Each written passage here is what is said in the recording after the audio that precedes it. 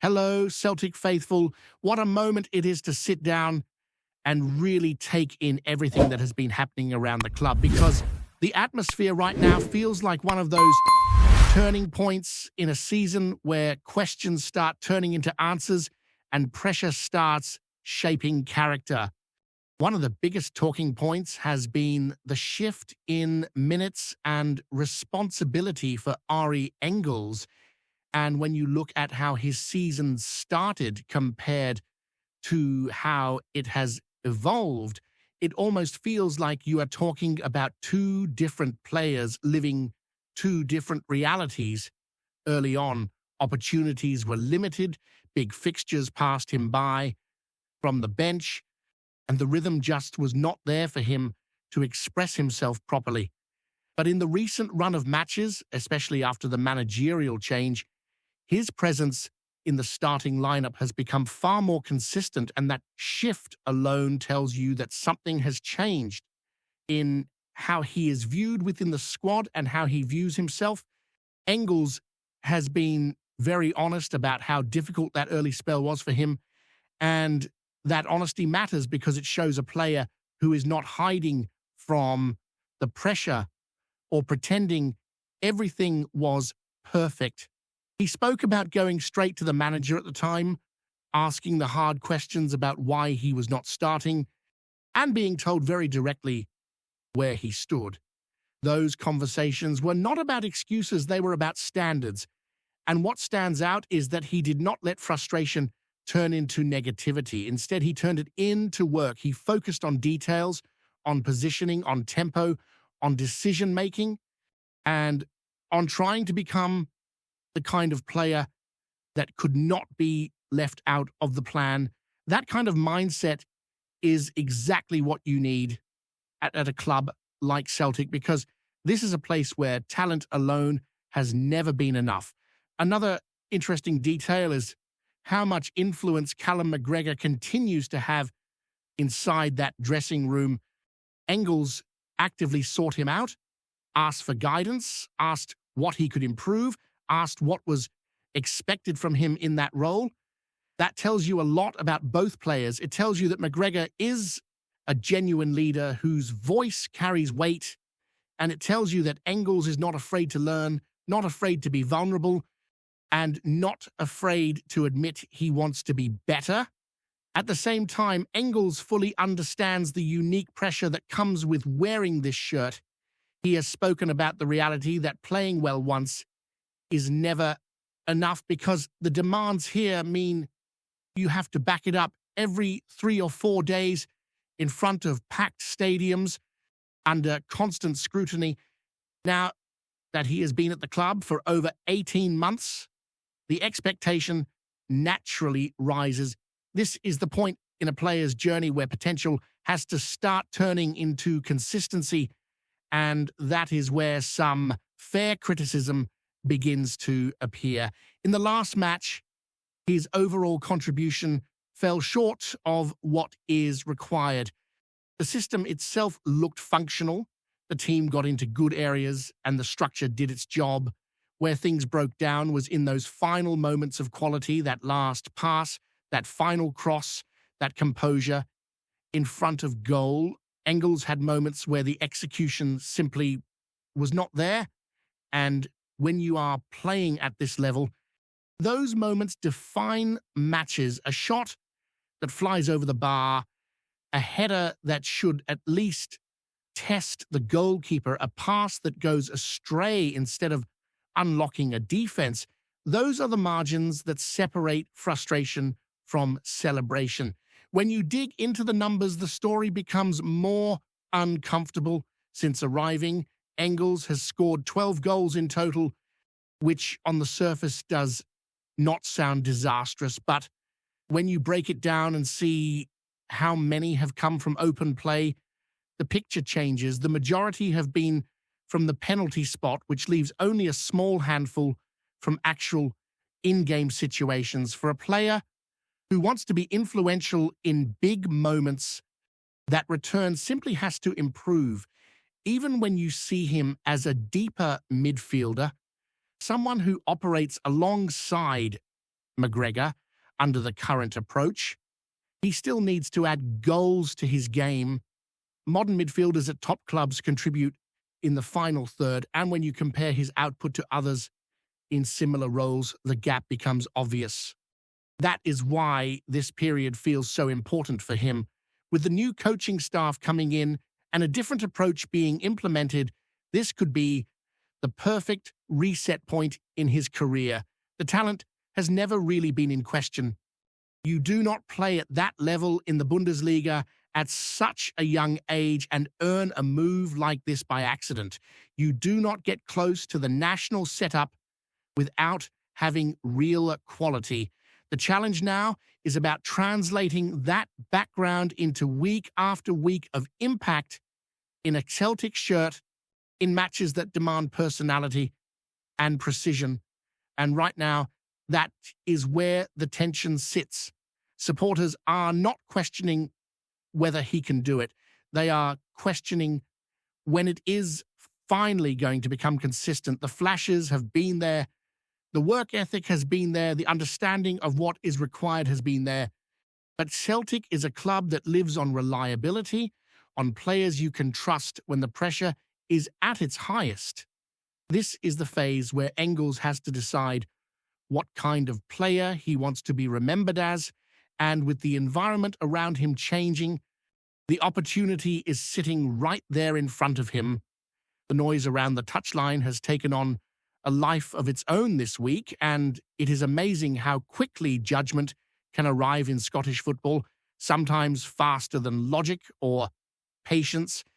There has been plenty of chatter about the new direction of the team, and what has stood out most is how a few minor details have somehow been blown up into major talking points, as if a pair of trainers or a tactics board could define a manager's future before he has even had the chance to breathe in the job. It shows you how relentless the spotlight is at a club like Celtic, where every movement, every gesture, every decision is dissected from every possible angle, even when the man in charge has barely unpacked his bags. What really matters, though, is what is happening on the pitch and inside the squad, because that is where the real story always lives. Change is never smooth, and when a new voice steps into such a high-pressure environment, there's always going to be a feeling-out period. Players are adjusting to new ideas, new rhythms, new expectations, and that takes time to embed. It is easy for outsiders to laugh or scoff, but inside the building, it is about clarity of message, buy-in from the dressing room, and the slow shaping of habits that eventually show up in performances. That part is invisible to most people, but it is exactly where seasons are won or lost. Away from the noise, there have also been moments that remind you what this club actually stands for, and it is not just about what happens between the white lines. The recent effort by the supporters to come together and help others has been a powerful reflection of the identity that has always sat at the heart of Celtic. Tens of thousands of pounds gathered in difficult conditions, vans filled with food, people giving their time and their resources, not for praise, but because it feels natural to them. That side of the club does not show up in league tables or highlight reels, but it is every bit as important as goals and clean sheets. It tells you that even in moments of frustration or uncertainty on the pitch, there is a foundation of values that remain strong no matter what. All of this builds into a fascinating European night on the horizon, and these are the matches that can change the tone of a season in one swing. Celtic are stepping into a contest that is going to test every part of their game, not just technically, but mentally and emotionally. The opposition bring history, structure, and physical presence, and they are built to make life uncomfortable. Their backline is aggressive and experienced. Their shape is disciplined, and they are not afraid to turn matches into battles rather than open, flowing spectacles. This is the kind of environment where Celtic's character will be examined, where composure under pressure becomes just as important as creativity with the ball. One of the key elements of the challenge lies in how both sides approach the tactical battle. When two teams operate with similar structures, especially with three defenders and heavy use of wing-backs, the game often turns into a series of individual duels across the pitch. Wide areas become congested, second balls become priceless, and transitions can be devastating if you switch off for even a moment. It demands communication at the back, bravery in midfield, and ruthless edge in the final third. These are the matches where small details, tiny mistakes, or moments of inspiration decide everything. The Italian side come into this match with their own questions hanging over them. Results have dipped slightly, confidence has wobbled just enough to be noticed, and there is a sense that they are still searching for their sharpest version of themselves. That can work in two ways. It can make a team dangerous because they are desperate to prove a point, or it can make them vulnerable because doubt starts creeping into their decisions. They are physically strong, very hard to break down, and dangerous from set pieces, but they have not been as ruthless in front of goal as they would like. That opens a door, but it is a door that only opens if Celtic are brave enough to step through it. There will be eyes on certain individuals because there always are in games like this. The creative players will be asked to find pockets of space in crowded areas. The forwards will have to live off scraps and be clinical with whatever chances come their way, and the defenders will need to be dominant in the air and smart on the ground. Goalkeepers tend to become central figures on these nights as well, not just for saves, but for their ability to calm everything down when chaos starts to rise. What makes this even more compelling is the sense of occasion that European football brings to Celtic Park or any away night under the lights. The noise, the tension, the feeling that something big is about to happen. It all sits in the air long before the first whistle.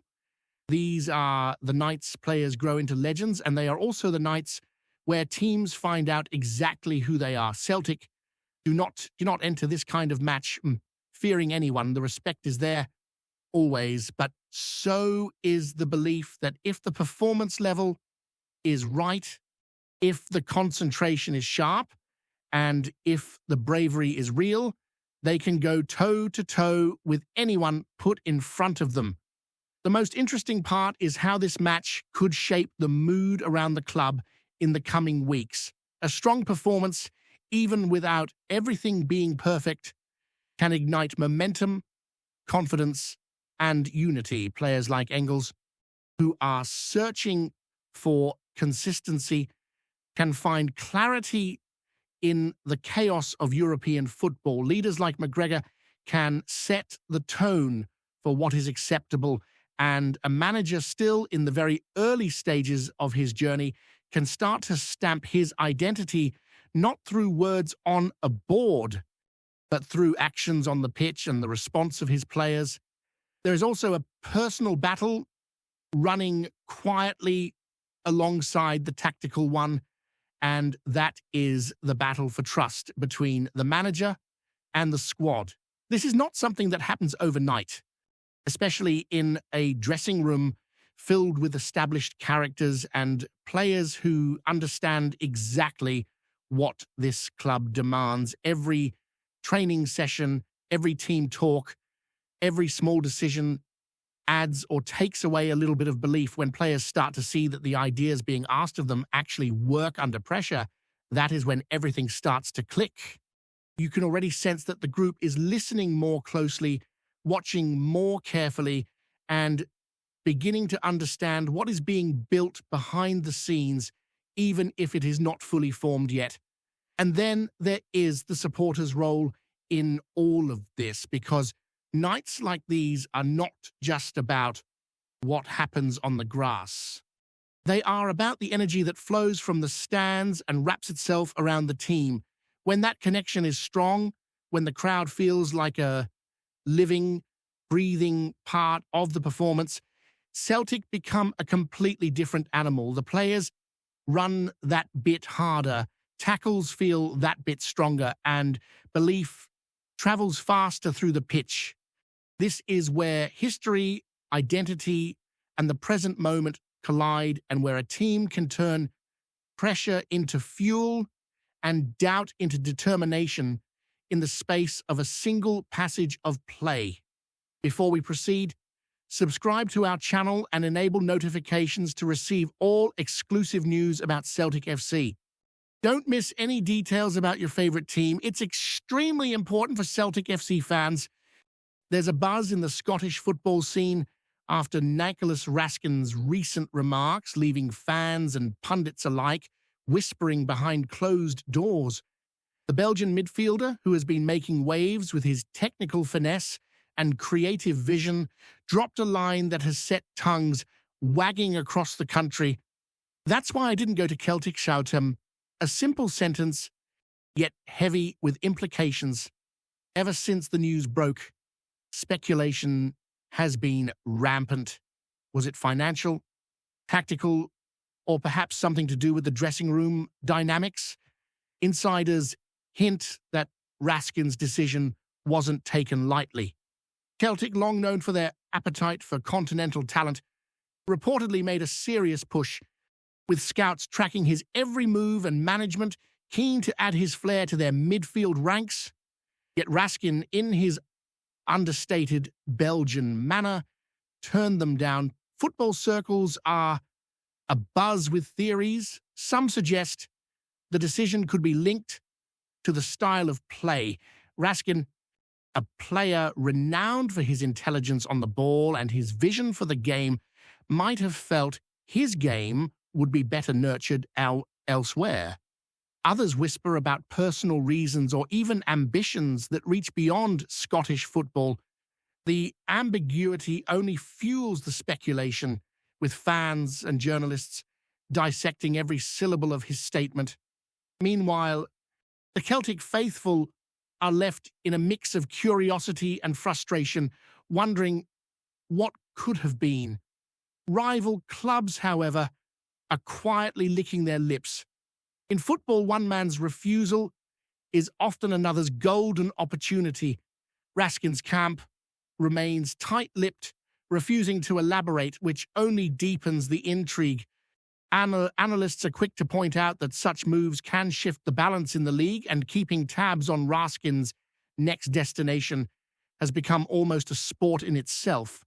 As the rumor mills churn, one thing is certain: Nicolas Raskin has sparked a conversation far larger than himself. His choice, whatever the reason, is a reminder of the unseen forces at play in the transfer market, where money, ambition, style, and gut feeling collide. And in the meantime, Celtic watchers and football gossip enthusiasts will continue to mull over that simple yet tantalizing line: "That's why I didn't go to Celtic." Hello, fan. Don't forget to like and subscribe to the channel, as it means a lot to Celtic FC. Also, share your opinion about the news in the comments below. See you in the next video.